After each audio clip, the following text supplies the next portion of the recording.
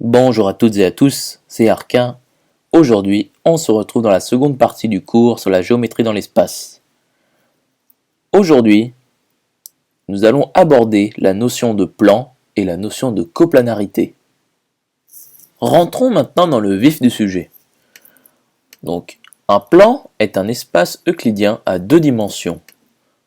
Et un plan admet dans un repère une équation cartésienne de la forme ax plus by plus cz plus d est égal à 0, avec a, b, c et d des réels.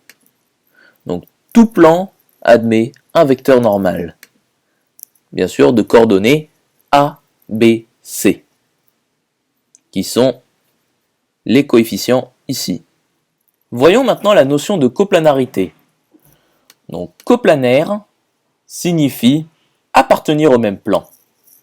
Donc, voyons maintenant les propriétés qui en découlent. Donc, voici la première propriété. Donc, deux vecteurs sont toujours coplanaires. Donc, nous avons deux cas à traiter. Donc, avec deux vecteurs non collinéaires, nous pouvons retrouver les vecteurs directeurs de toutes les droites d'un plan.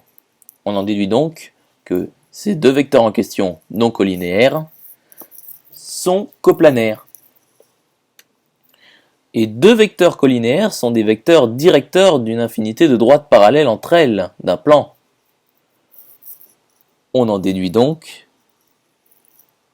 que deux vecteurs collinéaires sont coplanaires. Voyons maintenant la deuxième propriété. Donc trois points distincts sont toujours coplanaires. Donc on prend A, B et C, trois points distincts d'un plan. On peut avoir les vecteurs AB et AC, qui ne sont pas collinéaires. Or, on sait que deux vecteurs sont toujours coplanaires, en regardant la propriété précédente. On en déduit donc que A, B et C sont coplanaires. Voyons maintenant la troisième propriété. Donc deux droites sont coplanaires si elles se coupent en un point I. Donc on a deux droites D et D' avec les vecteurs directeurs U et V. D et D' se coupent en I. Nous obtenons donc un repère IUV. Et ce repère, justement, décrit un plan. Donc D et D' sont coplanaires. Voyons maintenant le deuxième cas.